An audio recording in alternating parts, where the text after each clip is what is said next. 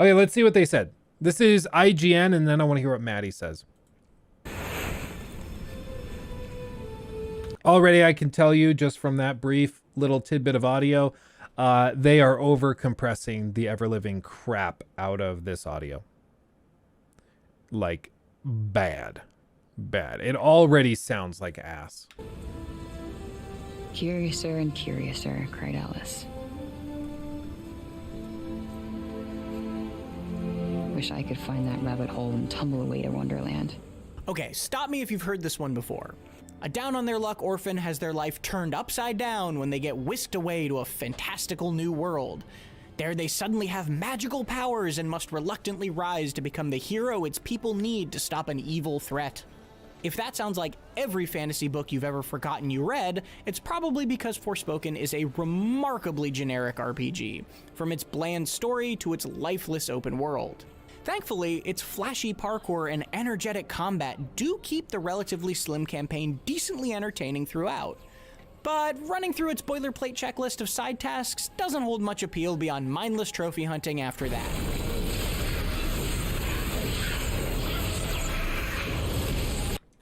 Okay, I played the demo.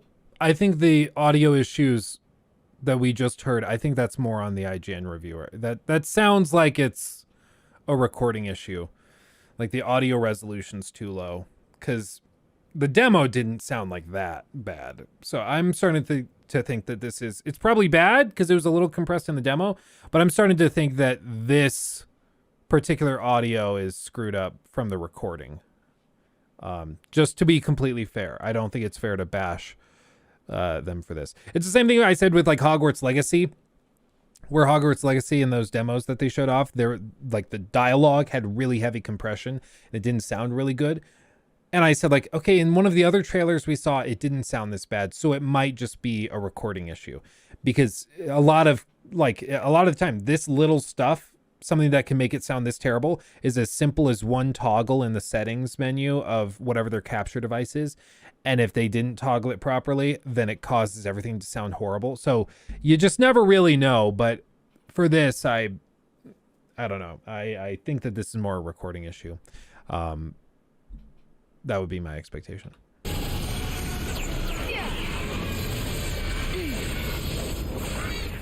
Yeah. The newest action RPG from Square Enix puts you in the brooding shoes of Frey Holland, a well-acted but largely unlikable New Yorker. Frey is pulled through a portal to the fantasy realm of Athia and accidentally becomes bonded to an equally unlikable talking armband she calls Cuff. Cuff? That's a bit reductive, isn't it? Cuff? The four remaining realms of It's like they thought, he's got a British accent. What more do you need?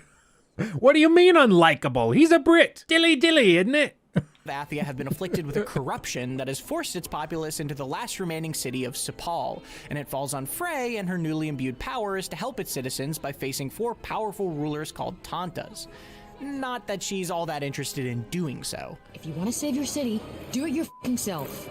Forspoken's world and story are about as bland as they come, equal parts predictable and forgettable, and mostly told through exposition dumps between large stretches of open-world exploration.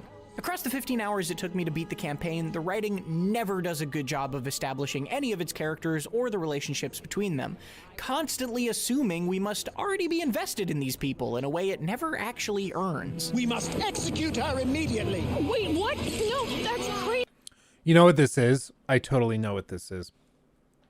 This is what happens when you take, on the PlayStation 5, when you have it set to spatial 3D audio, but you record it off of an HDMI cable where it only captures 2 channels. So, because I ran into this problem, I think during Ratchet and Clank, while recording footage for that review or critique. And it's just an oopsie. Like whenever I am playing games and recording the stuff, I have to only listen to the audio through speakers with the whole thing set to stereo. Otherwise it just breaks. Like it doesn't work properly. So this tells me he was probably playing this with surround sound or with the 3D audio headset, but it was only capturing 2 channels, which is why it sounds so weird. So I know exactly what this is. It's a big oopsie. And I don't know why they keep playing clips of audio knowing that it's that screwed up. But you know, I guess if it works, it works. This is why it's like a curse to be a perfectionist, though, because like I ran into this issue with Ratchet and Clank, and I went back and I re-recorded half of the game to fix the audio problem. I guess they were just like, whatever. The game sucks anyways. Who cares? I don't even know how I got here. Please listen to me.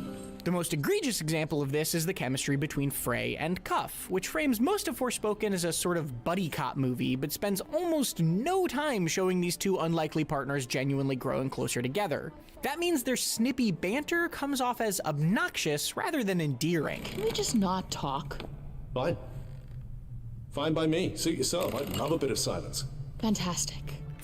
This is one thing that I noticed in the demo a lot. Like, having characters who are just kind of like hyper sarcastic, very much like passive aggressive and things like, it's not witty. It's not relatable. Like, when we have friends that do that, we find it annoying. Like, we can't stand hanging out with them. And for a video game, you're asking players to, you're describing me. Sorry, Rock. Somebody had to tell you. No, like for all this, like you're asking players to sit down and go through a journey with somebody for 15 hours. That's a lot. If you have somebody that you like, a friend you don't really like, are you going to go on a 15-hour road trip with them? Probably not, because they're annoying. Thank you, Devex. Appreciate you. Thank you for becoming a member. Like, probably not. You're not going to go on the road trip with them because 15 hours is a long time to spend with somebody you don't really like. But with this, it's like they have her be obnoxious and unlikable. And then like, why don't people like playing the game with her? She's super sassy. Frey is surprisingly vocal about her disdain for most of the tasks you're asked to complete. Not super into the idea of going in here. And Cuff constantly belittles her for no good reason. Reasonably impressive, I suppose. Reasonably? Kiss my ass. I think it's supposed to come off as sort of friendly ribbing, but instead That was weird. I think they just beeped out her saying ass. Didn't they? I think they censored the word ass. Kiss my ass. Yeah, they totally did. They totally did. Oh man, YouTube censorship at its worst. think it's supposed to come off as sort of friendly ribbing, but instead it feels like awkwardly watching a couple argue at a dinner party. This dynamic never really changes, and it is always exhausting. You absolutely sound like that. No, you absolutely sound like that. Yeah, see? Two can play at that game. You're f***ing stupid. Some conversations and cutscenes can also have a stilted feel to them. The performances throughout genuinely aren't bad, even when the writing leans heavily into telling rather than showing, but none of it is very fun to listen to thanks to long, awkward pauses between lines and occasional crowd noise or background music that's so loud it drowns out the dialogue. The Tantas are deeply connected. They may be able to take it, but they are. When you're not in Sepal talking to townsfolk and doing mundane side quests like chasing cats, you're generally given a target on your map and free reign to get as distracted as you'd like. I'm sorry. This is just, this is really funny to me. Like, you know the term herding cats?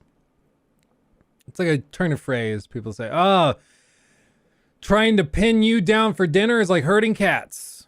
You know, where it's just, it's a task which is kind of pointless. It's next to impossible. It's not fun. It's tedious and annoying.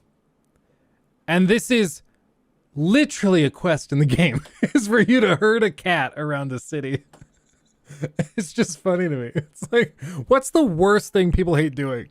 Oh, you know the turn of phrase for something that sucks? Oh yeah, let's just do that. Okay. It's just funny. Yeah, AC Valhalla as well. Yeah, it's just funny. Like, I get it. I'm not saying that the game is bad for doing that. Like, a lot of the time, this is a reference to that kind of thing, where they take, like, the turn of phrase and then flip it. Like, so this is something that happens, you know, but it's just freaking funny to me. Oh. Along the way. That involves sprinting across Athia's rocky terrain using Frey's magic parkour skills, flipping over obstacles, and then beating the snot out of enemies at various points of interest for new equipment and other rewards. That went well. This is what you'll be doing for the vast majority of your time with Forspoken, and it can be a lot of fun, even if those systems never get too deep.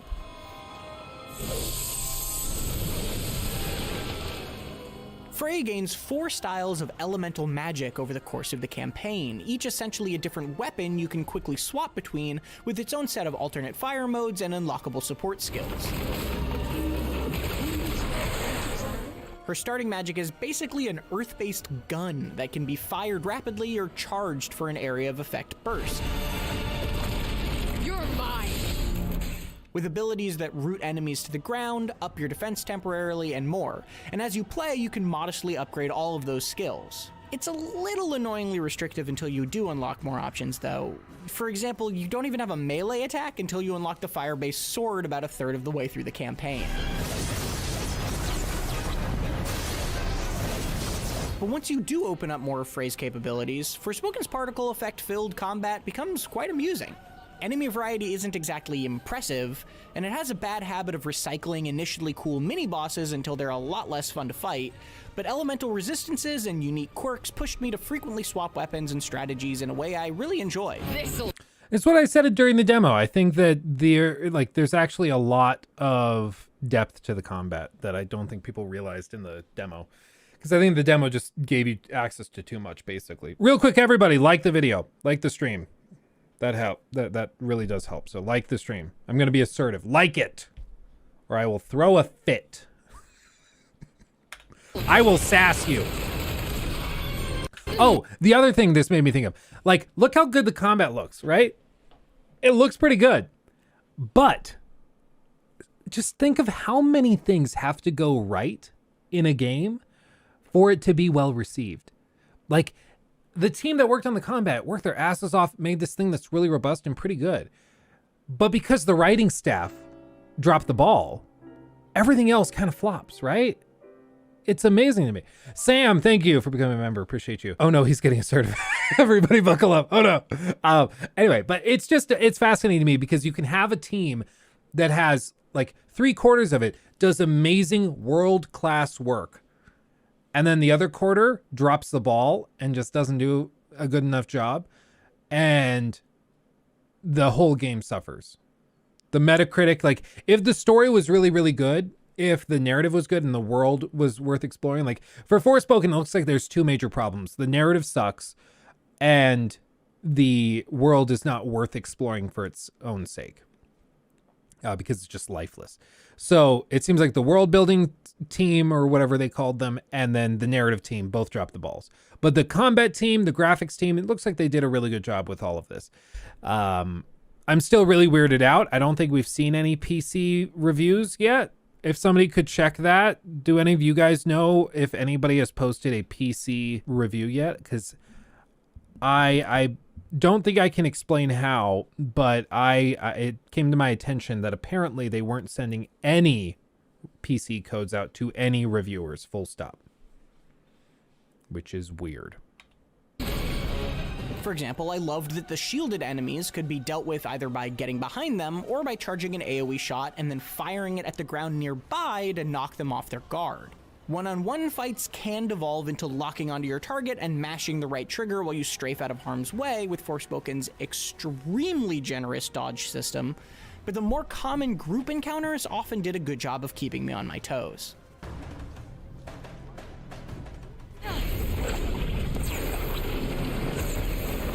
The parkour system is a similar mix of straightforward and flashy, sending you nimbly soaring across the environment by simply holding down the circle button and pointing yourself in a given direction.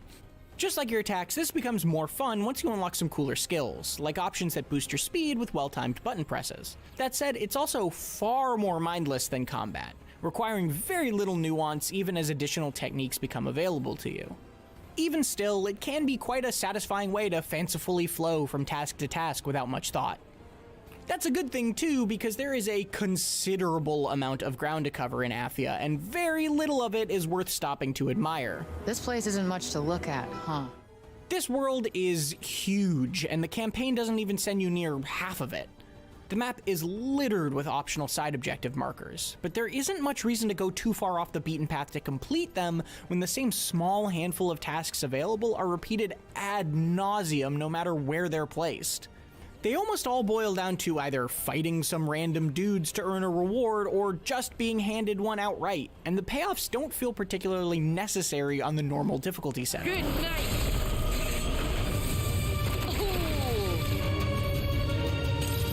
Plenty of open world games follow a similar structure, but Forspoken does it with such a bare bones transparency that Athia comes off less like a world for you to explore and more like a repetitive checklist asking to be crossed off. That's one thing you can tell, like, in all of this gameplay that they're going through. They just, like, in the top left, it's like, gather 15 Google Glops and then 24 Feather Floops. And it's just, like, we teased Ubisoft relentlessly for doing that. Did I say mean things about it? Oh, no. I was working and I was sending a message to somebody we're working with for a sponsorship. And we were going to post the video today, but my videos do well if I post them between 10 a.m. and noon. But the sponsor didn't think they could approve the video until this afternoon. So we were like, okay, we'll post the video tomorrow, but the video wouldn't really make sense tomorrow because it's a pre-review look at Forspoken.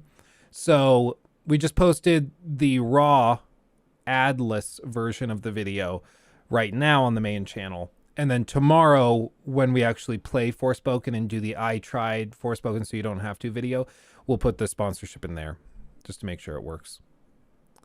Yeah, I was sending people DMs on Discord like, yeah, my chat sucks, man. No, you guys are great. Let's see. Am I wrong in thinking most people are probably going to buy Dead Space instead of this thing? I don't know about most people. Oh yeah, Rocky, if you could tag everybody that the new video's up, that'd be great. I think like this game appeals to a very different group of people than the Dead Space remake. Dead Space is like, it appears to thriller fans, to action RPG fans, to horror game fans. This is a totally different group of people. But I think this thing's gonna tank. It also doesn't help that Athia lacks much in the way of interesting visual landmarks, mostly filled with piles of samey rocks and ruins. Each of the 4 regions offers some twist to their layout, but they'd still mostly blend together if it weren't for the blunt color filter slapped onto each one. After the credits rolled, I ran around this map for another dozen or so hours, hoping to find some exciting secrets in the heart. Yeah, you see spellcraft, inflict piercing attacks on 2 enemies, 2 out of 20. Knock enemies down, 14 out of 15. Glide, use glide to skim across water for a certain distance. You have to go a total of 3,280 feet. Like, how is that fun? It's just not. I just don't get it. Hard to reach corners I hadn't visited yet.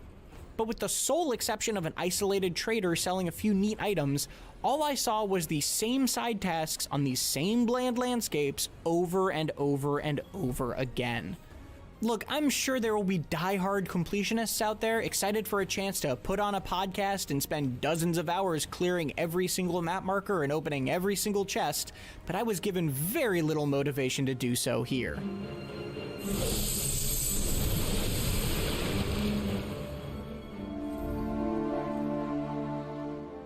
Forspoken is a kind of game you've probably seen before. From its stereotypical fish-out-of-water fantasy story to its giant open-world map full of repetitive optional tasks. Its combat is flashy and fun enough to entertain across its comparatively short RPG campaign, with fights that do a decent job of pushing you to shake up your use of Frey's elemental powers even when the overall enemy variety isn't particularly impressive. Its parkour system is also satisfying enough despite the scenery you're running through being about as picturesque as a bowl of rocks with an Instagram filter slapped on it. There's a kind of person that might be enough for, happy to spend hours and hours uncovering every inch of Forspoken's needlessly large map. But that doesn't mean I was able to find a compelling reason you'd want to. Yeah. No shocker there. Really bland, generic, uninspired, and salutation poopy. Told you 6 out of 10. ACG's review next. I'm guessing he didn't like it. I'm guessing. Call it a... could have been something magical, a modern-day second son for a new generation, but instead a sorcery sister waxing fantastic across the landscape that at times is arguably breathtaking, mysterious, and quizzical. Forspoken is a game so wanting in its comparisons to the contemporaries that it never feels like it knows what it wants to be, or what it wants to do, or even at times where it is. Thanks to Square for the early review code. Forspoken starts out introducing you to Frey, an urban kid living in a crap hovel in New York City, in trouble with the law, smart mouth, running from bad decisions, and with a chip on her shoulder, the exact size of the writers need to make you feel just enough that you don't skip. What kind of people are getting mugged while wearing Cuts on her shoulder. like by people wearing those kinds of outfits? This just seems weird to me. Like she's getting mugged, but they didn't want to make it like a bunch of men mugging her, because then that seems like let's be real. If men are mugging girls, we kind of know that there's implications there. So they didn't want those implications. So they have a bunch of girls wearing like thrift store fancy clothes. Mug her. Like, I don't, that alone, that scene is just weird. And this is something that drives me insane. It's a pet peeve of mine. Characters in cutscenes where the lighting doesn't match the scene at all. In New York Like, City, look at in this. trouble. That lighting doesn't match. What is lighting this hat? Look how dark the rest of the room is. I hate it. It's one of my pet peeves in like Horizon Forbidden West and Zero Dawn do this all the time, where they have dedicated light setups that kick in the moment you enter a cinematic. I hate it. Make it contextual. Make it make sense in the world. Like, I can't stand this. Rari, thank you. It's not a bad game, not worth $60. Is it woke? I don't know about woke. I haven't seen anything like that. I just find like there's little things like this that would just start to drive me crazy if I played this, I'm sure. Horizon has amazing lighting in game, absolutely. My problem is just with the style of lighting they use for cutscenes. It's just a personal preference. I'm not saying that it's bad for doing this. I'm not saying Forspoken's bad for doing this. I'm saying personally, it's a pet peeve of mine. Artistically, I hate it. Same thing with like constant fade to blacks.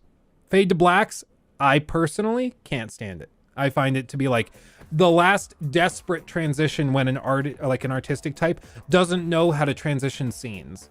Like, how do we do this? I don't know, just fade to black. You know, I hate it. Australian dollars through Super Chat. Oh, thank you, Sean. Very Looking generous. forward to the Titanic unveiling. Oh yeah. I guess I should probably be working on that right now while we're watching and reacting to these things, because we're close. We're very close. Thank you, Sean. Thank you again. Lachlan also got his Duplos thanks to your previous donation, or one of your previous donations, and he actually really likes his Duplos. He stacks them up and then knocks it all over at the same time, kicking and flailing his arms to knock it over. It's pretty cute.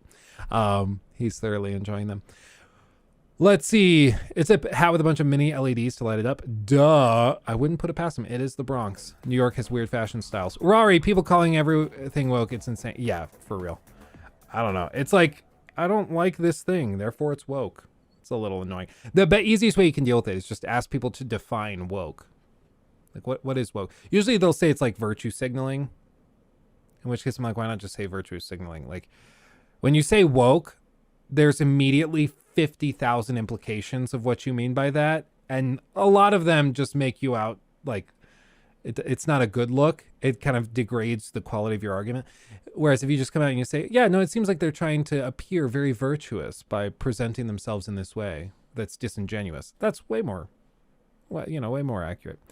Don't be mad, but I'm going to edit the last stream tonight, as my laptop was giving me issues the whole weekend. Third time's a charm. Oh, yeah, dude, that's totally fine. And if you have trouble with it, just let me and Jacob know, and we'll have Jacob do it. But Jacob's definitely, he told me this weekend, he really is appreciating the help. I woke up today. Smart mouth, running from bad decisions, and with a chip on her shoulder, the exact size of the writers need to make you feel just enough that you don't skip cutscenes. You know what this makes me think of? That little mugging.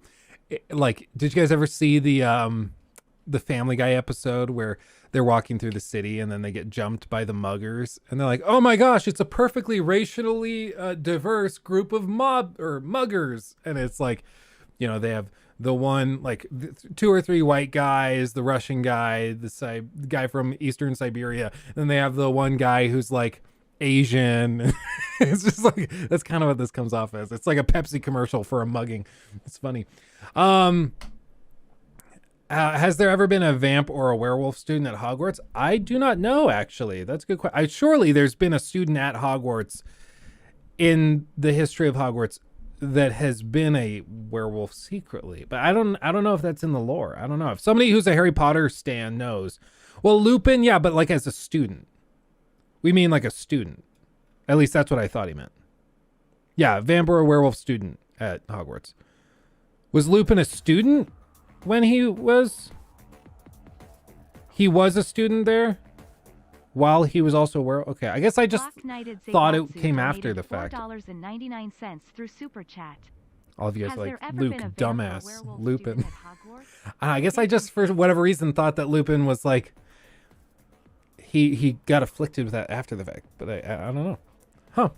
My definition of woke is a character using their gender and sexuality as a means to establish the character as being a hero. Batwoman, as an example. So using their gender or sexuality as a means to establish the character as being a hero. Okay. Yeah, I mean, by that definition, I haven't played the game, so I don't know. I would agree, like, when the character's defining traits are something as literally skin deep as they are, like, you know, just a woman, or this person is, you know, the character's gay, and that's all you know about the character, and that's all you are supposed to consider, and then you're supposed to love them as a character. Like, there's more to people than that, and we would generally call that just really bad writing. If the defining characteristic of a character is something literally beyond their control. What defines people are their choices. So when you make a character's defining feature something they didn't choose, that's just bad writing. You know, and then you're surprised when people are like, I just didn't find them likable. Yeah, I agree. That's bad writing.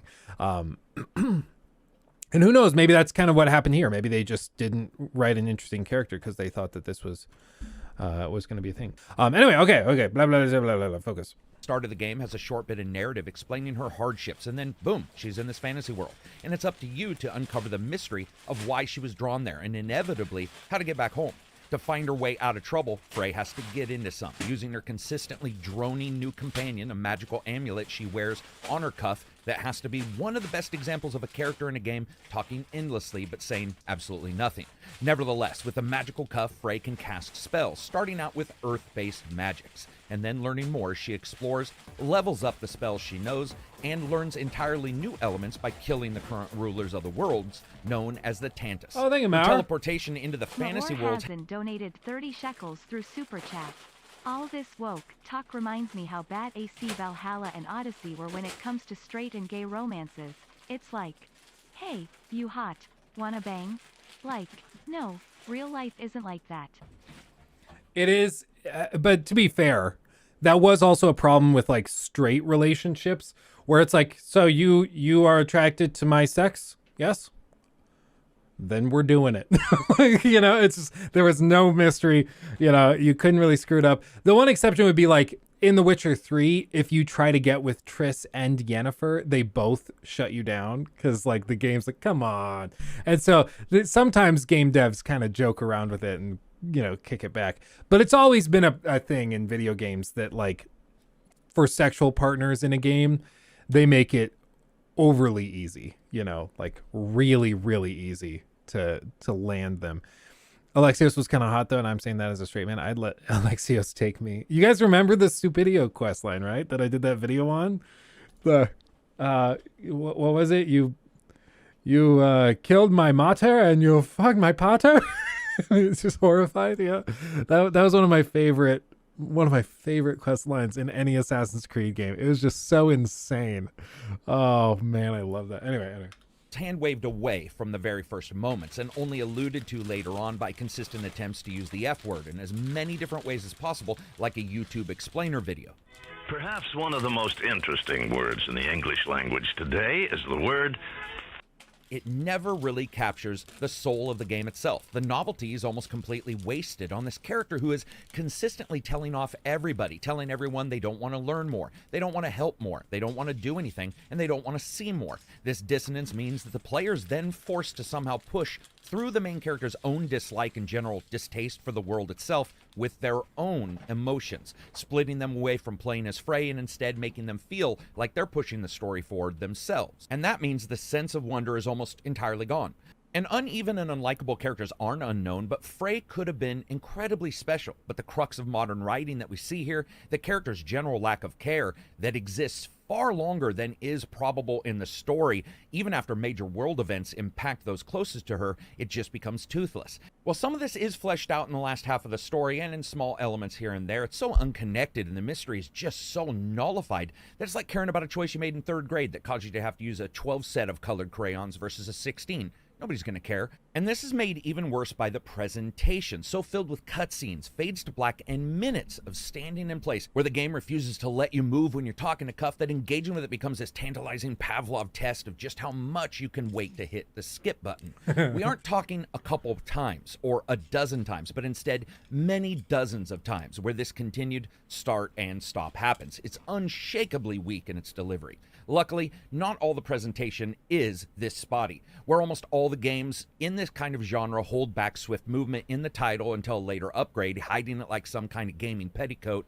Forspoken says, screw it, and almost instantly frays blasting across the landscape, speeding across sand dunes, dashing through deserts, and later working through woods and wonders of final locations that make the starting couple of hours pale in comparison, and it's certainly something worth working through so you can see. The later sections have a couple of incredible moments of platforming, though Frey continues to control in this very loose fashion that can absolutely frustrate. The game's movement mechanics normally let the worst platformer get away with murder, though, here, moving across massive cliff faces, Frey's ability to parkour over damn near anything. Now, once you get to the Twilight locations and subdued glens later on and start blasting around the game world, it can look gorgeous. There's one particular location where I was running down a darkened valley, its ceiling almost touching like evil fingers in some prey-handed formation above me, and I actually was feeling like this is a moment in a game I will remember for a long time. Sadly, the game always has a problem. For example, its appearance when it comes to its resolution. First, you have 120 Hz settings as well as performance quality and ray tracing to mess around with on the PS5. So, Yeah, you guys were saying on Friday that, at least in the demo, the performance mode was totally borked, like just totally broken, just didn't work. Which we noticed, like, because it was really, really blurry. It just didn't look right. It was really, really weird. And while some may look better than others, the game's overall dynamic resolution flits and flounders between high-resolution stopping points and Vaseline-smeared battles, where the main... What a way to describe that. Vaseline-smeared battles. Oh, this is why I like Carrick. Every once in a while, he throws out a description where I'm just like, I could not have put that better myself if I tried. Like, that's Vaseline-smeared battle. enemies you engage with, the lower it drops, feeling like Vision is an enemy. The game wants you to fight it, just as you're fighting these wayward zombie iguanas that you keep finding. It is mostly smooth. I say mostly because sometimes the game actually feels like its input is a little bit behind the movement of the character, and other times it feels perfectly solid, depending on pretty much something relatively unseen. I would also love to report on the PC version, but the availability of that review version is not here. Its specs recommend 32 gigs of memory. Yeah, I am fully bracing. I would not buy a PC copy of this game. Do not do it. Not a single, I asked you guys earlier, if anybody else knows of it, as far as I'm aware, not a single review for the PC version of the game has gone up. And that's very concerning. Almost every single time that that's happened with previous games, the port ends up being horrible. With Cyberpunk 2077, they buried the last gen ports, didn't let anybody review those, and they ended up being horribly broken. So I would guess something similar is happening here, especially with how weird Square Enix has been with this review process. Daniel, appreciate you. Thank you for becoming a member. Awesome. But all of this, like, a lot of the time, those gut instincts end up being accurate. Like, if your gut's telling you something looks weird with this game, it's probably because there is something weird with this game. You know, it's not to say you should immediately dismiss it or that you shouldn't give it a fair chance, but your gut instincts a lot of the time are the case. And people have been saying that this game has something weird with it for a long time. I mean, since this thing was announced like 2.5, 3 years ago, people have been saying that it looks weird. I don't get it. And now we see that ended up being fair. That does shine a light on some titles on PC. Digital Foundry, I guess, let me look it up. Trying to figure out how to match the base-end consoles and their NVMe storage. But what's here, especially in the boring main city with its mostly stationary people, the odd resolution issues, and the lack of truly magnificent enemies and design I'll talk about in a second, it makes you wonder, thank you, Carl. why does the system have such a problem with the resolution? Now, speaking of enemy design, it's ultimately a massive letdown. From the break zombies, which are, well, pretty much zombies. No surprises in their attacks, movement, or presentation. Real quick, Digital Foundry just posted a PS5 video. They did not even post a PC. So there's that. Sean, thanks for re-upping your membership. Gotta work now. We'll watch the rest later. Thanks, guys. Thank you, Sean. Very, very generous contributions today. Thank you, truly. Have fun at work. Also, 80 years for this? How? Yeah, for real. The game's reliance on consistent animal so no enemies, PC finding stuff. yourself battling against bears and elk and wildcats, makes you wonder what's going to be left in this world if you extinct absolutely everything in the first place. Not all is lost, though. The human enemies are much more engaging to fight, and I found myself actually enjoying those battles. I'll give it my best shot. You're mine. I also like the reactions and the looks and the animations on Frey during battle. They are not perfect, but sometimes taking out that last enemy and seeing her grimace on her face from a hit slipping in is awesome and makes you actually feel a little bit of that pain. Or her double flipping out of the way of a magic spell, or feet lighting up like a mystical version of the Flash, and then dashing up the side of a building, leaping off, and peppering the enemy with rocks. And that brings us to combat parkour and the gameplay in general. Forspoken is a game that relishes in very loose combat behavior. As you collect spells, you can cast them with the right trigger, using the right bumper to slow down time, and choose between any elemental choices that connect to the spell type, and using digital pad to switch between the magic types once you unlock more. Locking on... The Titanic's done, guys. I did it. Look at that. Isn't it so cool? No. This is going to be like, for the stern, this is going to be the very, very end of the ship. So... oh, this is breaking my brain. So this is going to go like right there. This is where it starts. This is the beginning. We're just getting started. How much is this game? Full price. Full AAA price. A full fat 70 big ones. Or 80 euros. Or if you're in Australia, probably like $6,000. On enemies... I give you guys... crap for your Monopoly money currency, but I do feel for you. It's got to be tough. And bursting around him in Frey's parkour style is awesome, not going to lie there. It can be very enjoyable, but the first set of skills and magic is not a great way to introduce players to her powers, especially depending on where you are. Some of the enemies will be resistant to those first spells, so taking them out is like throwing pebbles at a train and expecting to derail it. They're nature-based, and many are ranged, with ranged power-ups as well from holding the trigger. But with moving enemies, flying enemies, a lock-on that doesn't always switch from your most recent foe to the new one unless it just randomly wants to, and super weak spells at first, it feels almost boring. Your first... Yeah, it's always a balancing act, because you have to make it so there's range and places for the combat to go, right? But you can't make the combat so sucky at the start that it's just not fun to play. And that seems to be where they're at, where they wanted to show like the growth of the combat. So the spells start out weak and you only have this one spell to use, and then it grows and gets better and better and better. But if you do it too poorly, then it just ends up like the combat sucks. And that's it. Like, it never really comes together at any point. It's just like, yeah, the combat sucks. It's boring. People give up on the game and move on. You know, especially with something like this, like, you've got to win people over. Otherwise, like, it just doesn't... people are going into this game very, very skeptical. You know, very, very critical. So that's just something you got to keep an eye out for. I just swallowed, like, my own tongue. Jesus. Australia has weird animals. Also has weird animals and spiders. Yeah. For real. You guys have pandas. Pandas, which are so stupid. Like, if you take them out of the trees that they live in, they just die. Like, they just don't know what to do. Daniel Embritson donated $50 through Super Oh, thank you, Chat. Daniel. That's very Keep on generous. keeping on. Keep on keeping on. Will do, my friend. I appreciate you. That's very generous. Thank you. Koala, yeah. The actual Australian price for the base game is 115 Australian. Dude. Koala bears. Koalas. Yeah, koalas. I'm going to keep saying it. Just trigger you.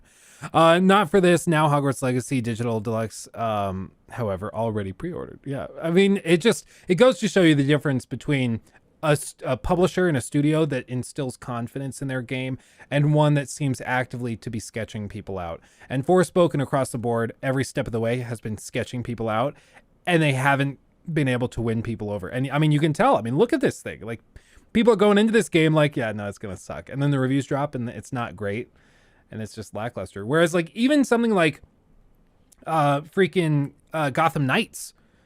Gotham Knights, people played, like, were excited for that game, and then the reviews dropped, not super great, and people said, I'm still going to get it. You know, it's probably just reviewers being overly critical. And but that's the difference, is this game doesn't seem to have appealed to really anyone. I mentioned I went on the subreddit for this, and on the subreddit for this, people, like, people were posting, like, I'm excited for this game. This game looks really good. I can't wait for Forspoken, blah, blah, blah. And the top post had like 25 upvotes. Like, the community for this thing is tiny. They just haven't won hardly anybody over to this.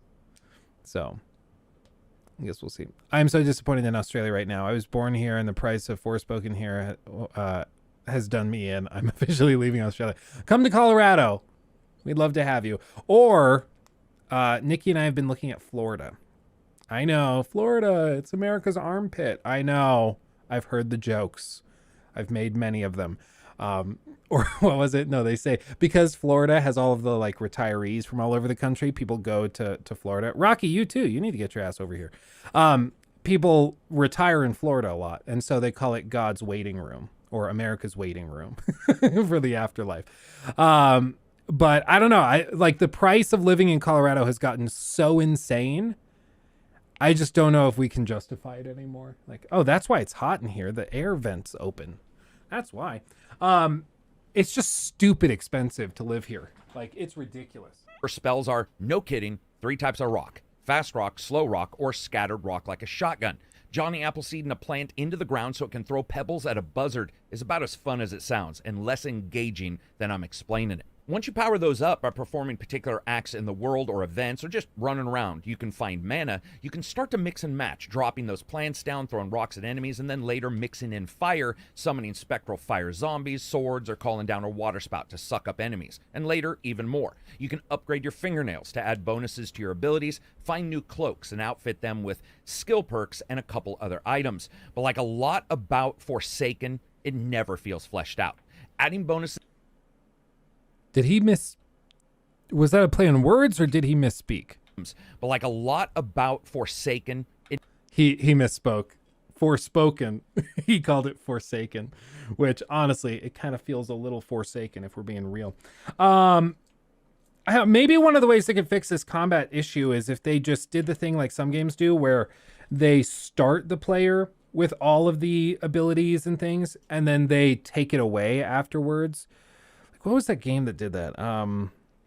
Where, like, from the first moment you get access to everything, and then you lose it all. What's a game that did that? I kind of like Days Gone. They kind of did that with the bike, where you start out with a really good bike and then it gets destroyed. God of War 2, yeah, God of War 2. Assassin's Creed Odyssey, yeah, they kind of did that. God of War 3.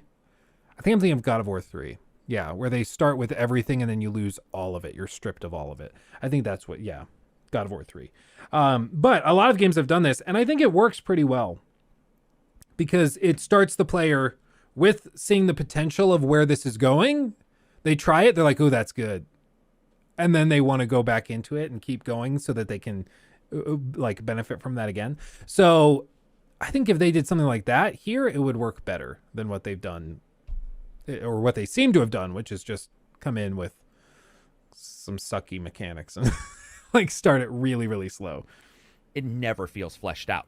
Adding bonuses to items is locked down to those that you found in the game world, with questionable percentage bonuses to abilities that aren't the clearest in their verbiage in the first place, so that upgrading and switching out items becomes more of just casual experimentation versus true augmentation. Mixing all those together with a very generous, in fact possibly too generous parry system is not really as enjoyable as I was hoping it was. It still looks cool at times and certainly over the top, but it doesn't feel tight. In many ways, this is exactly what I wanted in a spell system that grows in power over time. However, the first spells really are so bland in their introduction that by the time you get to the next set, you almost don't want to use those original ones at all, because the new ones feel so much better. And you're almost like a burnt different out on system them. entirely. Yeah. Unfortunately, you may have to switch because of enemy resistances. Now, gaining movement powers, taking on challenges to upgrade your initial spells, all that would add complexity. Thank you, guys. Thank you. I was going to read it. Thank you for the 15 shekels. I always found it fascinating how the UK,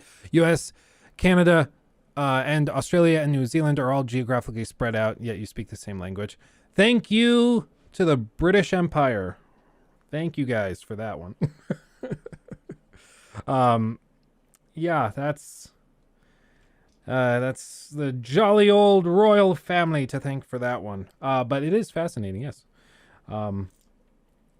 It's like, I mentioned this back when the Queen passed away.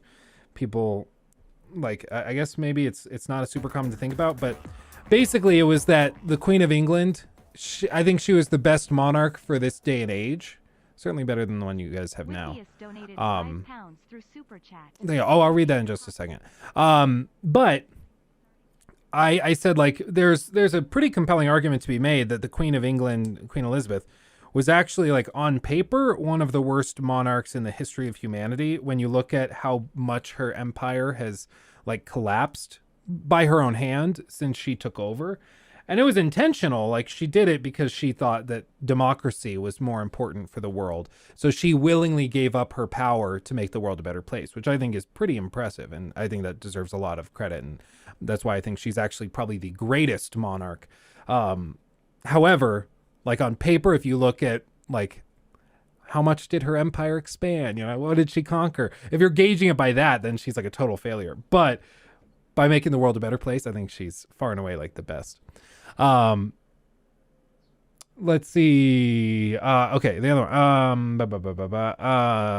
Whippy Ice. I think you're popular in the UK because the time you stream, you're starting just as our day is coming. Also, stop bashing on Brits, and we'll come back. Well, I do think that I do think that that's right. I do think that that's probably why. I always thought that, like, more US people would be in these streams because, like, they're working during the day. And maybe there are a lot of Americans in here, but they kind of lurk, not as chatty as the Brits and the Aussies and people from New Zealand and Switzerland and stuff. But I don't know. At the very least, to a lot of the common elements that we see in these kind of games. Especially later, Forspoken can be a good deal of fun while doing that.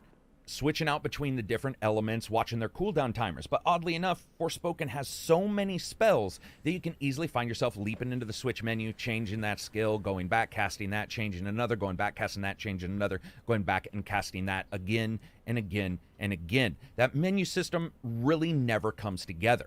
You do have 3 different difficulty settings that you can choose, and you can change them on the fly whenever you want to.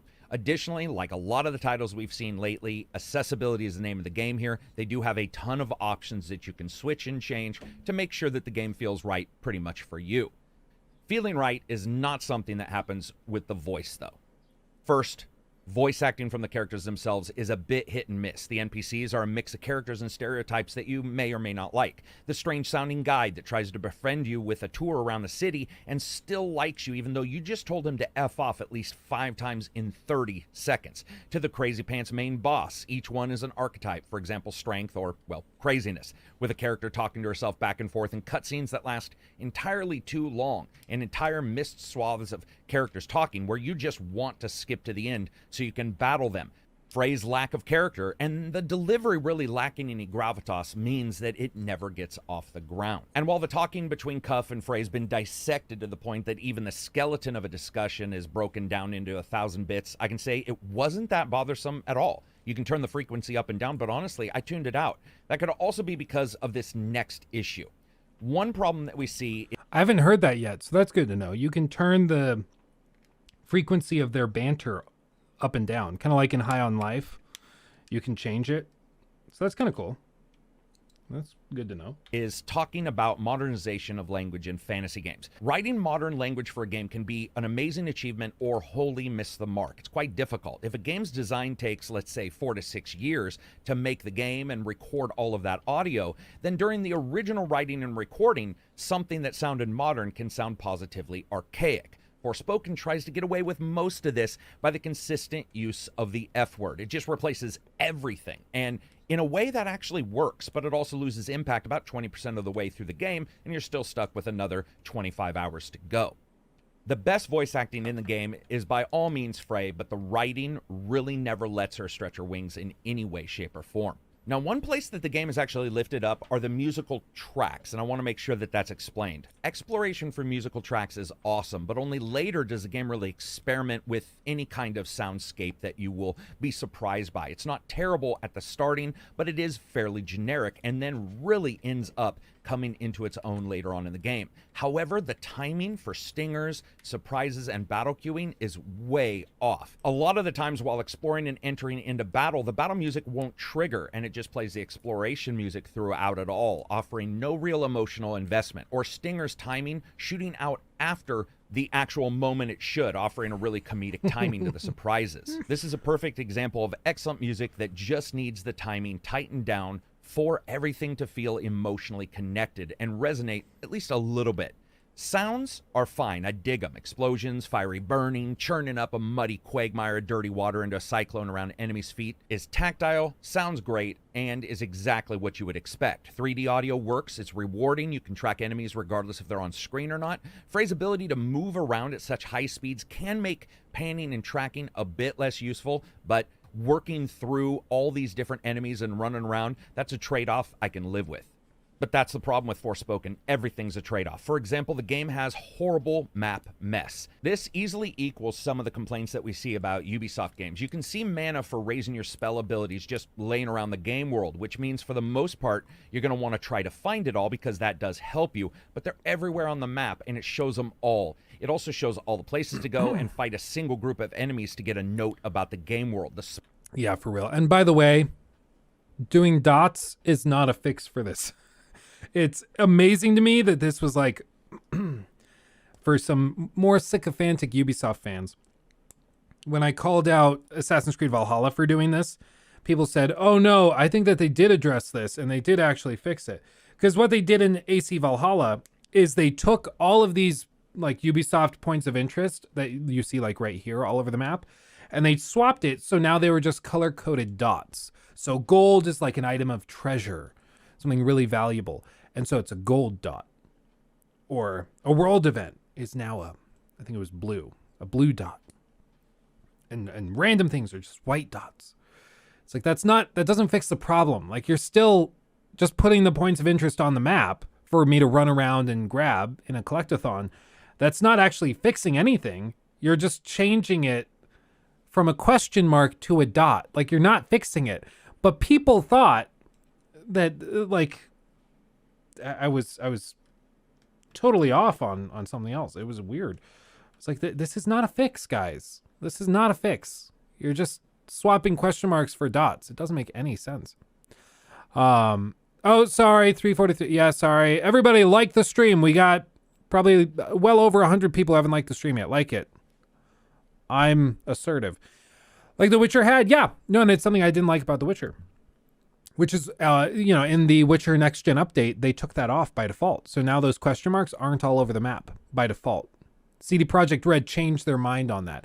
I'm not saying that, like, my thing had anything to do with it. My outspoken hatred of that had anything to do with it. But I am saying that it does actually make a difference. And it seems as though the developers of The Witcher 3 Next Gen update heard that from fans and from YouTubers and stuff saying they didn't like it. And so they took it out. So now you can explore the map. And if you want the question marks and points of interest on the map, they'll add those. You can go in the menus and turn them on. But by default, they're turned off, which I think is cool. Smallest things are tracked here, and it's not hundreds, it's thousands. And while the level design in the first couple locations you go to aren't the greatest, it does get better later on. And like I said, those are some enjoyable explorations. But with that loose story and a character that's tied to it that just doesn't want to seem to engage it, as well as the presentation problems, Forspoken has a lot of issues. How does all this come together, though? Is there any fun factor to be found? There is. Forspoken has its fun. It's just locked in a head-to-head battle with a sense of almost confusion. There's moments later on with the spells, ignoring the main story and exploring and combat that are absolutely awesome. But the game has two huge core weaknesses. The first is that the game consistently feels like it wants to be a game like Horizon Zero Dawn, but it's lacking the one thing that worked so well in that other game.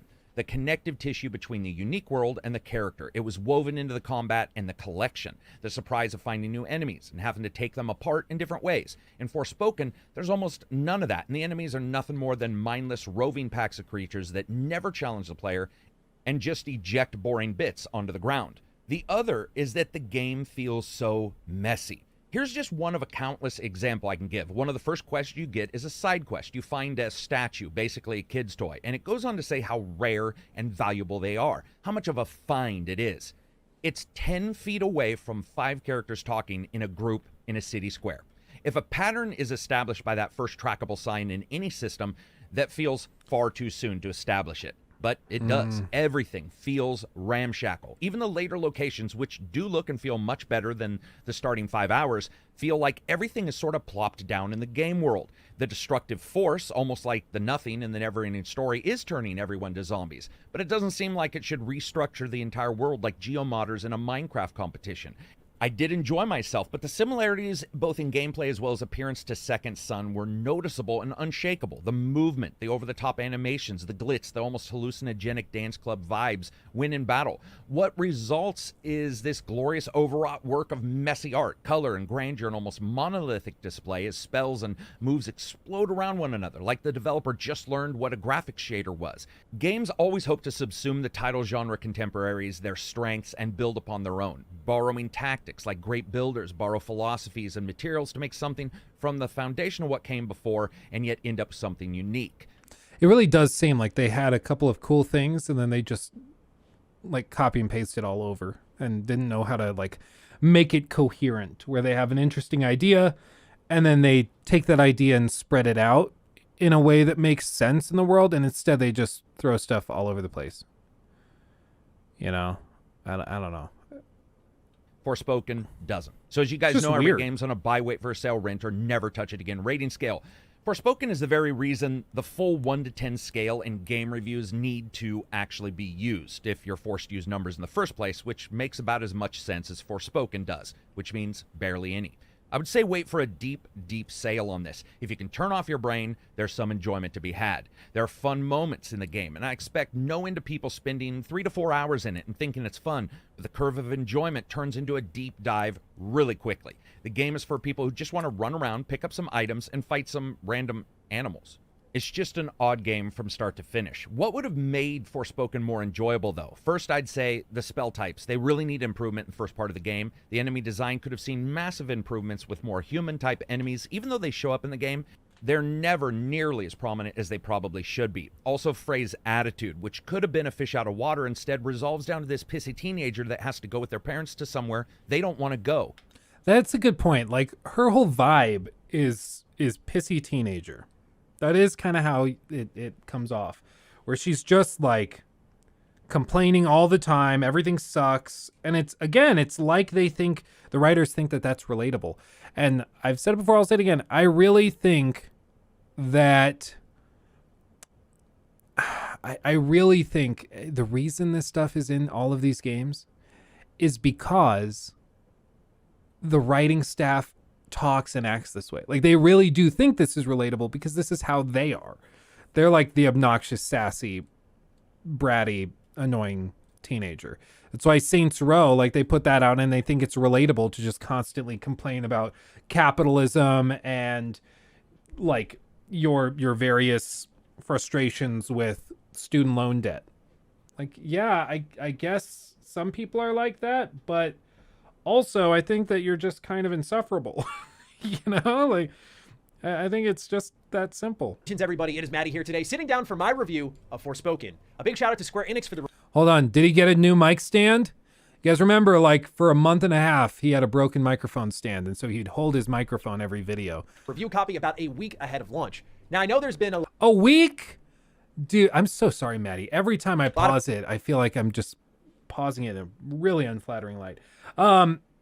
So, a week before launch, I was in contact with these guys a week and a half ago, the Square Enix guys, and they told me they were not sending out codes until this past Friday or Monday, today. And they sent Maddie his a full week ahead of time.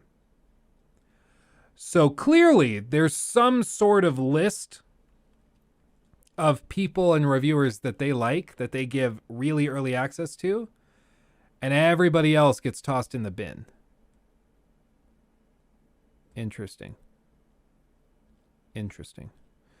Digital Foundry's vid is important. Trust me. Oh, okay. So we can check that out real quick after this because they looked at the PS5 performance. Maybe they have information on the PC port. I don't know. They knew. Oh, I think so.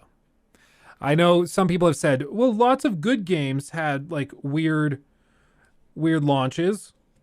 So it doesn't mean that the game's going to be bad just because they don't send reviewers the code super early. Yeah, I guess some good games have weird review periods, but they're the exception. Normally, it's indicative of the review or of the publisher being very kind of worried about how this is going to do. And it seems that that was the case here. Just saying. Jay Rambles, I don't think so. I'm sorry. Chat's a little crazy right now. I don't think so. Okay, anyway. Of uncertainty heading into the release of Forspoken, which is coming out tomorrow, January 24th, on PlayStation 5 and PC, $70, $60 respectively. I know that a lot of people are wondering why certain YouTubers didn't get review codes, why certain major gaming outlets like Video Games Chronicle didn't get review codes, but somehow someone like myself ended up with one. I don't know the answer to that. Maybe Square Enix did the talent analysis and said, Mr. Matty looks like a softie, give him a code, he'll give us a passing score. You about to learn today, Square. You about to learn today. Because, ladies and gentlemen, that uncertainty really spawned with the initial reveal of Forspoken, known as originally Project Athia. You see, Forspoken's trailers had this Marvel-style writing that was on steroids. And I say that as someone who is a pretty big Marvel fan. And then as the demo released, and many recognized the gameplay on all fronts didn't feel quite right, that uncertainty ramped up and was only solidified with the PC specs as well as the weird 90-gigabyte file that's available on PS5. I mean, this game is just poorly optimized, and you can tell. Now, keep in mind, I played this on the PlayStation 5. A PC code was not made available to me. And again, taking a look at those specs, that distinction is incredibly important because based off what I saw, I mean, look at this city, for example. Does this look like you absolutely need a 3070 to run? I would say not. So I'm sure it all speaks for itself to say this. Forspoken is exactly what you feared. It's exactly what I feared. Forspoken from top to bottom as I played it through within 30 hours. All those fears. 30 hours. So IGN said 15 and they were done. They were like, I don't want to play anymore. I don't think Carrick said how many hours he put in. Maybe he did and I missed it. But like pretty varied. Feels like an alpha build. It feels like one of the open world or one of the cities in Death Stranding. Like just random buildings put up, no rhyme or reason to them. They're just there. I know that's going to outrage some people, but I think you could even agree. The cities and the way they designed architecture in Death Stranding is like pretty nonsensical. I doubt IGN finished it.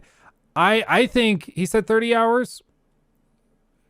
Okay, that is a little weird. Like, how did IGN finish it in 15 saying, because he said 15 hours and I did some side content. So how did he get through the main story in 15 hours and then Maddie and Carrick are taking 30? I don't know. Either way, like, I do think that betrays a problem with the game because the game probably shouldn't be that varied. I mean, between playthroughs, that is weird. That's weird. Fears I had about the game materialized before my very eyes. From the cringe-inducing storytelling that makes you go, who wrote this? Did I just do that? Well, definitely with my assistance. I did not just do that. We did. I just moved shit with my mind. And then you see great names like Gary Whitta and Amy Hennig behind some of that storytelling and original concepting of the game, all the way down to the gameplay, which looks fantastic, but when you play it, it feels like it's been put together with Scotch tape. And then you have arguably one of my most disliked... Don't knock Scotch tape. It's great. I'm kidding. Do whatever. ...protagonist in a video game in a long, long while. And Forspoken is not very good. But what I can say positively about Forspoken is there's an undeniable weird factor here. From the open world activities to the banter between Frey and Cuff, this game is weird. I don't mind weird ever. And quite frankly, different doesn't mean better because what is there is not executed well. They skipped every cutscene. Dude, you may unironically be right, because the IGN guy did say that he was actively like trying to press the skip button during those conversations. So that might honestly be what it is, that they actually did that. That's funny. Okay. Interesting. Maddie just insulted Marvel's writing. I don't expect a very long lifespan for him. Well, and that's surprising because he seems like a Marvel fan. I don't know. But make no mistake that I haven't fooled myself that absolutely everyone will dislike this game. There is a weird factor there, and sometimes different and weird is all people need to love something. I'm going to break down why that still didn't work for me, but I wanted to make sure that for those of you who want to keep an open mind about this, that there may be something here you end up digging as I'm going through it all. But let's not delay any further. Ladies and gentlemen, if you are new here, you're into video game day one reviews, you're in the right place. We have plenty on the way here and on Retro Rebound, so stay subscribed to both my platforms. Let's start off with that story, because man, oh man, do I have a lot to say about it, and I'm sure you're very curious given the trailers, like, oh, did I move that with my mind? Oh, it's all over the place, man. If you could pick one game out and say, huh, they watched the latest Marvel TV show, they watched She-Hulk, or they watched Captain America and went, yeah, okay, I like that. Let's do that. That is what this game's interactions and banter are exactly like. But let's start off at the top. You play as Frey Holland. Now, Frey Holland comes from New York City, and this is where I think the weird factor will kick in a little bit. When I started the game and I saw New York City, I went, huh, as a New York local, that's awesome. I love when I see New York City in a video game, and I'm starting here, but I know I'm going to end up in this fantastical world. So initially, I'm gripped right away. I go, okay, let's see, how do we get there?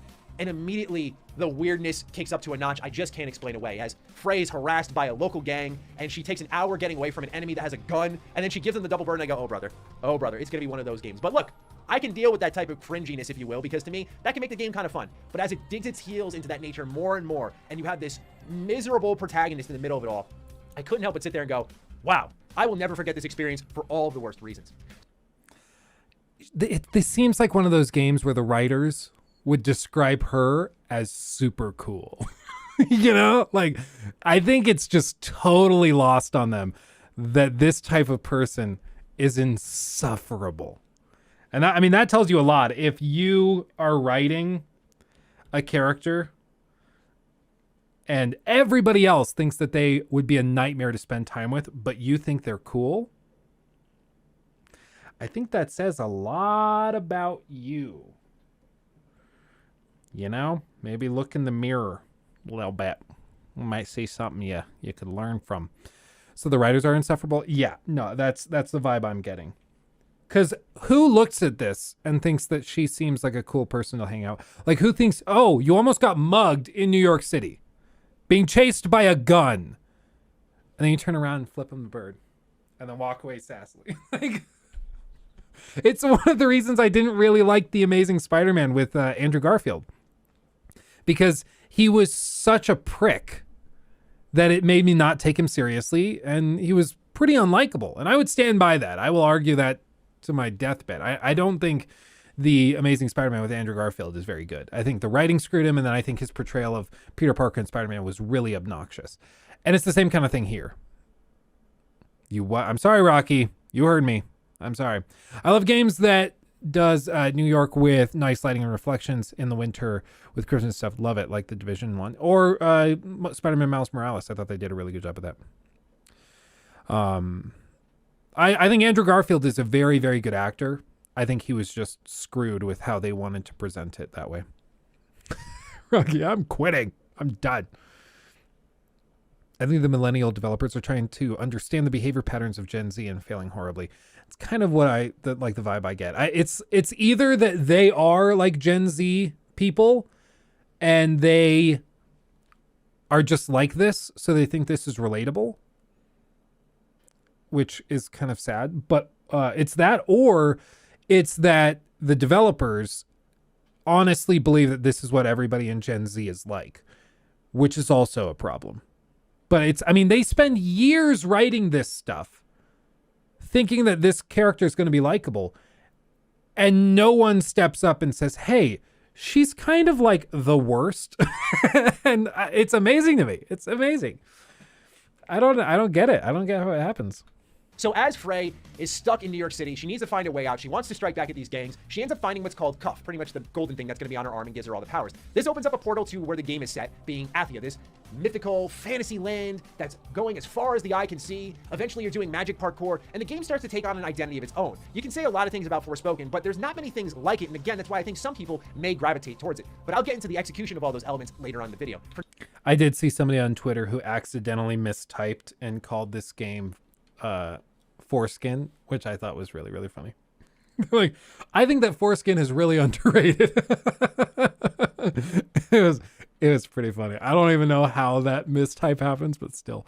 Oh, Maddie, I'm sorry I keep doing this to you every single time. Oh, dude. For now, we'll stay. I have the same thing, for the record. I try to like pause the video to take a screen cap for thumbnails and stuff. And every time I'm like, I just have a face where if it's paused, it just doesn't work. With the story. Forspoken is like the nagging sibling that keeps wrestling away the controller from you in its opening hours. It's my turn, as they stop you again for another cutscene as you can't play the game again. For all that Forspoken can ever do right, which is very little in my eyes, the biggest wrong it has as an action RPG is taking away control from you endlessly. And it's funny because I don't mind if they're soaking up all this time to deliver a great story, but all of the script time is soaked up on BSing and Frey honestly just being a god-awful person instead of spending time building its world. The world of Athia is actually interesting, but all that learning you're going to do about Athia is through text logs in the game. If you don't pay attention to those, quite frankly, you'll be lost in the story. But keep in mind that Forspoken is not a bad story because it's hard to follow or because it's confusing. Quite the opposite. It's so straightforward and predictable with how the character arc for Frey is going to go and who she ends up being and what her connections are to the world of Athia. You just see it all coming. It's horribly predictable, and that comes from someone who, I'll call myself out, I'm terrible at predicting how games are going to go. As much as I play them, I'm just always there for the ride and just seeing where it'll take me. But this one, from start to beginning, I was like, this is going to happen. Got it. Boom. Okay. Like, there is no surprises tucked away here. And so all that script time that's soaked up are for moments like this. Destruction and corruption are forms of creation in themselves. Wow, you sound like a serial killer. What? Destruction and corruption are beautiful forms of creation in themselves. I don't sound like that. You absolutely sound like that. I know, you absolutely sound like that. Yeah, see? Two can play that game. You're fucking stupid. Or there are moments like this that take up script time. What is happening? I'm not sure. Whoa. I think this stuff's up. Instead of getting rid of these awe-inspiringly cringy one-liners, and I use cringe lightly as someone who does a lot of writing themselves. I know how sensitive people can be to those types of things, but that is honestly the best word to use to critique the writing in this game. The, whoa, I just leveled up. The call-outs to obvious things happening on screen as if there's no visual before us. It's clear this script was written, hardly edited as far as I'm concerned, and just kind of thrown out there because they're talking about things that the player's clearly seeing. Like, for example, Frey doesn't need to say, whoa, I just leveled up when she gets a new power. You see that with your own eyes. You don't need to write that out. So it's just wasted script time. That's all this game is, where it can spend time developing her into an interesting character. I don't mind if she's... Remember what I said about Death Stranding that my old professor told me? Novice writers write a lot. Great writers write enough. And with this, they wrote an awful lot. Let's just say that. Okay. So, all told, it's a little bit of a bummer. I was hoping this game would come out and surprise everybody and we'd all be, oh crap, I didn't see that coming. This game's great. It doesn't seem to be that that's the case. It seems like maybe this game just simply sucks, and that's unfortunate. So, oh well. Okay, so we can end the Forspoken, or as the person on Twitter said, we can end the foreskin discussion there and move on. I want to touch on The Last of Us episode 2 real quick while I boot up Harry Potter Quidditch World Cup. And we're going to try. Oh, Digital Foundry. Oh, you were saying that's important. Is it actually important? If it's not, I'm going to tease you. Okay. Everybody, if this Digital Foundry video is not important, then we're all going to tease Rocky, okay? 3 hours ago. Okay. Okay, real quick. Let's see it. The clickers looked great. Yeah, dude, they did for real. Ghost. Thank you. Well, that's a red flag. They have a character new to the world an exposition wet dream, but the story is in text logs you have to collect. Yeah, it just sucks. It just sucks. Brother, I have a cult here. For now, Rocky. Okay, let's see this. Remember, if it sucks.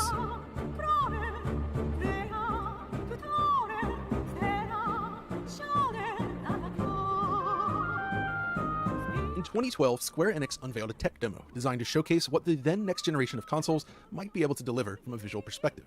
That demo was called Agni's Philosophy, and it was our first taste of the Luminous engine, which would go on to power the gorgeous Final Fantasy XV. 3 years later, a second demo known as Witch Chapter 0 was created and shown, focusing on the same lead character from Agni's Philosophy while expanding its core technologies. Now, more than 10 years after that initial demo, this confluence of technology and world building are joined once again in Forspoken. Powered by the Luminous engine and inspired by the world of Agni's Philosophy, Forspoken channels a different era of Square Enix, an era where new concepts flowed freely, bound not by the finality of its most popular fantasy series, instead offering something different. In that sense, Forspoken melds Japanese design with Western sensibilities to create a rather unique fusion. This project was developed by Luminous Productions, including many of the same people that worked on Final Fantasy XV. In fact, Forspoken is only the second game in 10 years to be powered by Luminous engine. We were given our first taste of Forspoken when it was known as Project Athia and revealed alongside other games during the PlayStation 5's first showcase. This trailer showcased impressive visuals and conceptually interesting gameplay scenarios. Yeah, it got downgraded pretty hardcore, didn't it? Look at that. Sounds good, Crimson. But it also raised many questions, and the hype leading up to the final release has remained somewhat tepid. As such, I went into Forspoken filled with uncertainty.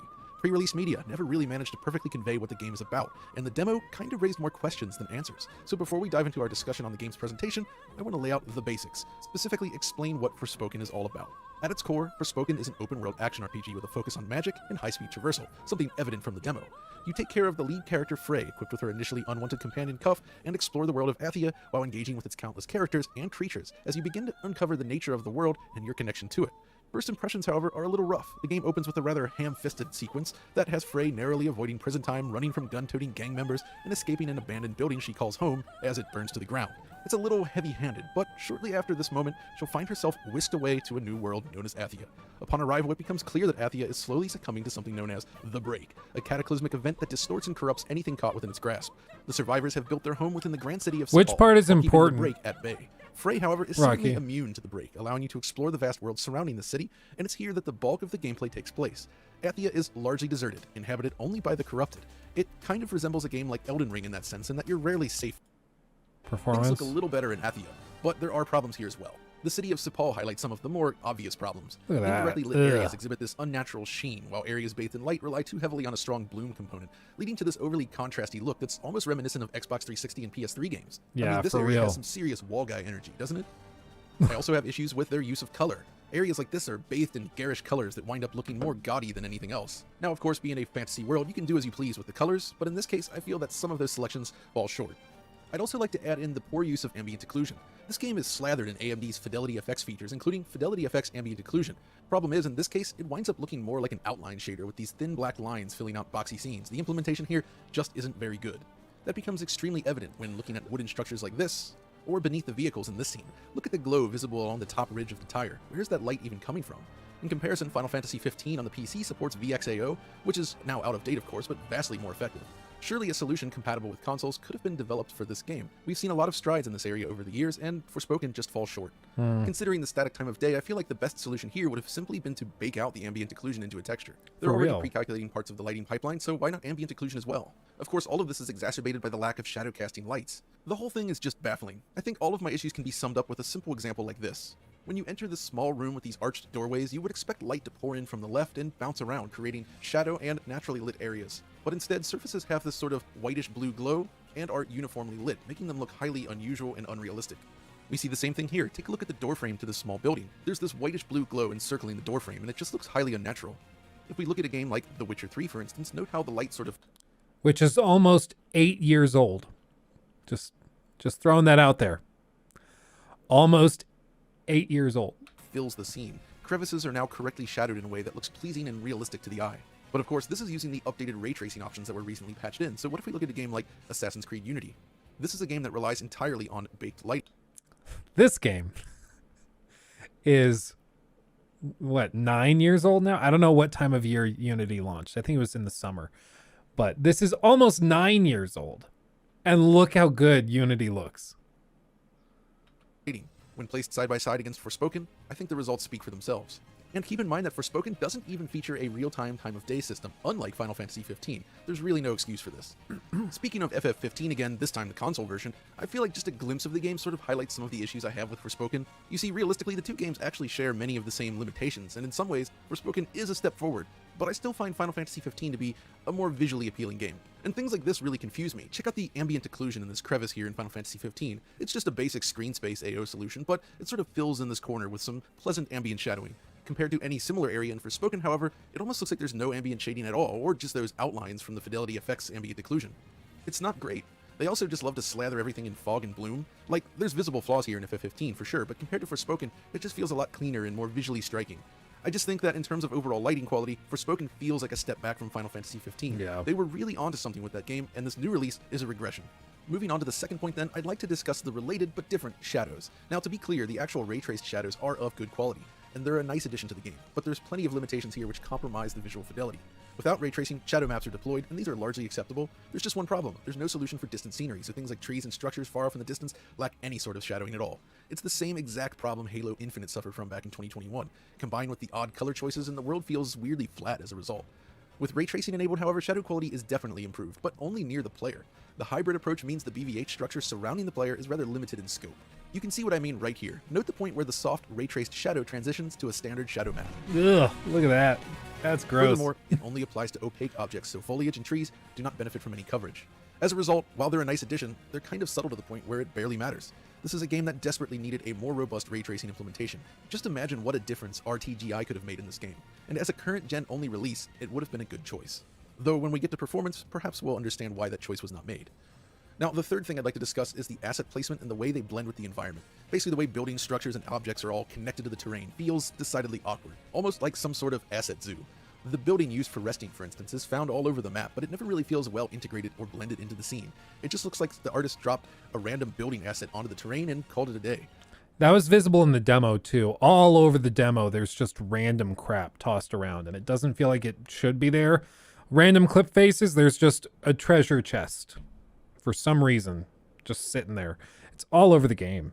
Natural environments look beautiful, but I'm not a fan of the way buildings are placed within the world. And that's not even getting to the repeating textures you often find on them. Yeah. Now, my fourth issue centers on the cutscenes. From bizarre texture issues to awkward animations and dips to black, the game feels surprisingly uneven when presenting certain sequences to the player. For instance, right at the beginning, check this out. The game introduces a major character, complete with a lower thirds for her name, right? It then immediately fades to black, only to instantly fade back up in the exact same scene. Why did they need to fade to black? Thank you. I hate fade to blacks. It's so stupid. And it's been a frustration. A lot of Sony games have done this recently. Older Sony games did this a lot. It's just weird to me. I can't stand it. It just winds up feeling clumsy. Oh, and is it just me or does Alden here sort of resemble the lady from Quantic Dream's E3 The Casting demo for PlayStation 3? David Cage would be thrilled, I'm sure. Now, some of the major scenes are of course beautifully animated, but the second-tier cutscenes often feel a little awkward. Furthermore, in certain other scenes, I noticed a problem with the way textures were being displayed. Why are these so low resolution? They never actually pop in, so it seems like a bug. It didn't occur often, but when it does, it's kind of distracting. Then there's the forced dialogue sequences with Cuff. These fill the player in on details regarding the world and their relationship, which is great, but there's an issue. They lock you in place as the dialogue plays out.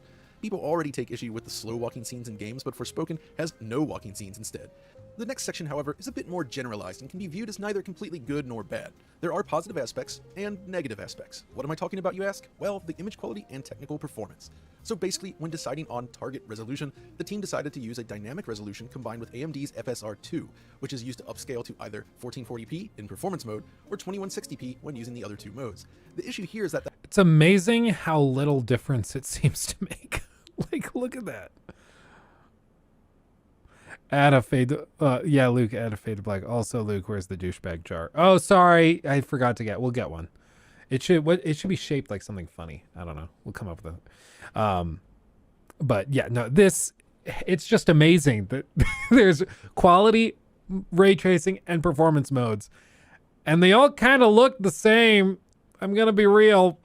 That internal resolution from which FSR2 works is often surprisingly low. The internal resolution has a minimum of 50% scale on each axis, meaning that performance mode, which targets 1440p via FSR2, can actually dip as low as 720p.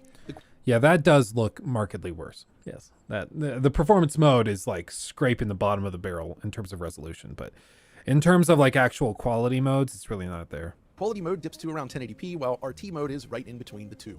I would say quality and RT modes both produce generally acceptable image quality, with only busy scenes exhibiting noticeable noise and fizzle. The performance mode, however, can exhibit some rather poor image quality at times, which is a little unexpected for a current-gen only release. Kinda reminds me of the Matrix Awakens on Xbox Series S.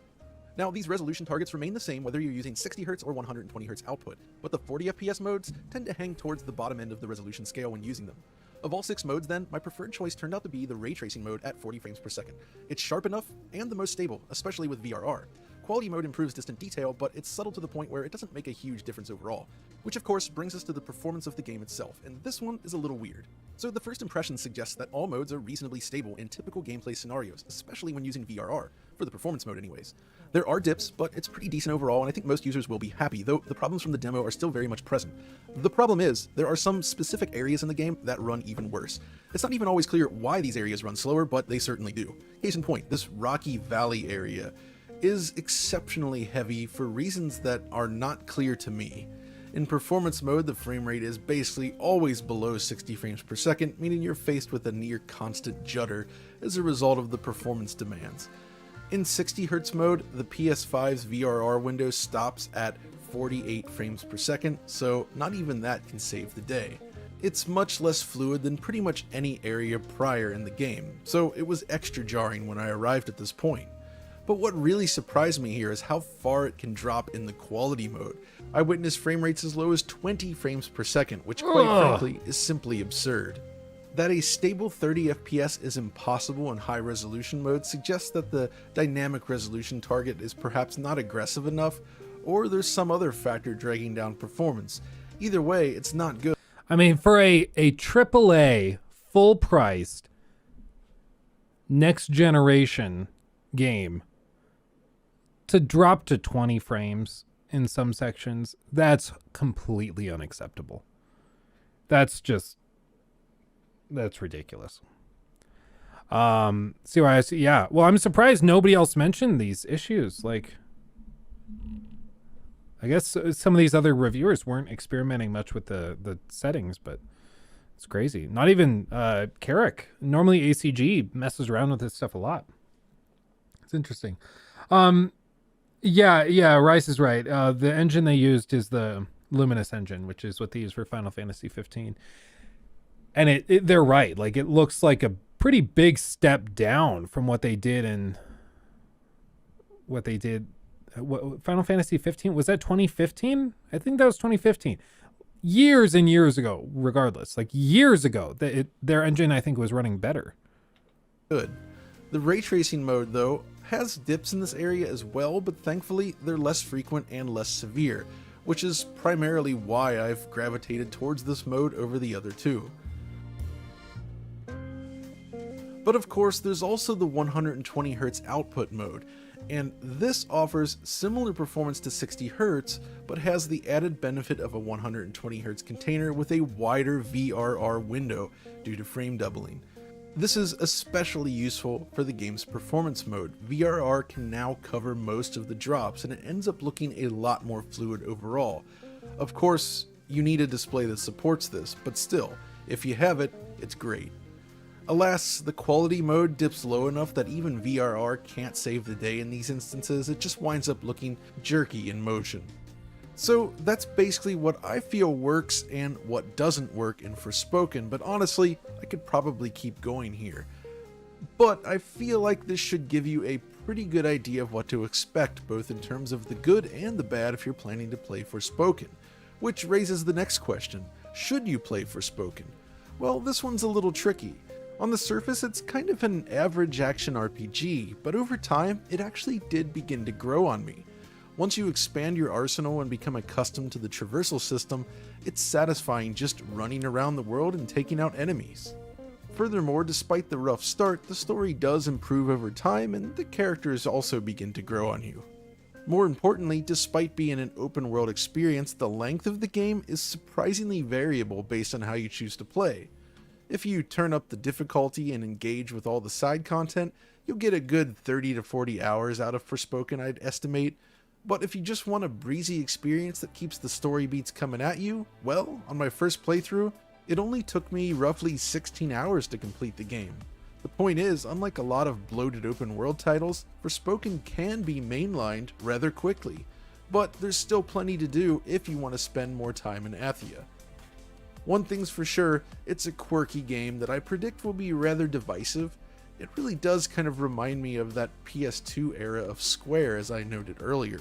No matter how you feel about the gameplay and storytelling though, it's a shame that it's all kinda let down by some curious technical decisions. I mean, Final Fantasy XV, despite its issues, was a true showcase for the Luminous engine and its lighting capabilities. Final Fantasy XVI is shaping up to be one of the best looking games of the year too, and Forspoken is kind of the inverse in that sense. Remember, early Final Fantasy XVI trailers were kind of visually dated, but with the latest media it's continued to improve and it's now stunning. Comparatively, the Project Athia trailer revealed alongside PlayStation 5 looked significantly better than the final game and the later media leading up to release. Now it's kind of a mixed bag. One last thing I want to mention before we go though, a quality of life change that I bet Sony's really glad they paid millions for console exclusivity for this. Like, yes, we nailed it. Improves the experience. I'm talking about the DualSense implementation. Essentially, the default setting applied to the adaptive triggers requires the player to exert more force than you'd expect to engage an attack. As a result, the game winds up feeling rather mushy and unresponsive. Thus, I determined that by disabling this feature, the game feels much more responsive to play. I enjoy DualSense features when they're well implemented, but unfortunately, they're not well implemented in this case. But yeah, that's my take on Forspoken, and as It's too bad. Jim Ryan's sweating. Dude, I just had such severe deja vu. That was really, really weird. I don't know, man. It just reaffirms what I've been saying for a while. Like, it just feels as though Sony cannot get their act together with these exclusives this generation. And I can't help but think it's Jim Ryan. Like, I don't know what their contracts said. I don't know. Yeah, I don't know what the deal is, but there's something weird going on. Because I don't think Sean Layden had anywhere near this many, like, releases. They, like, come and go very, very quickly. I don't know, man. It's weird. They're picking weird games to double down on, you know? He took my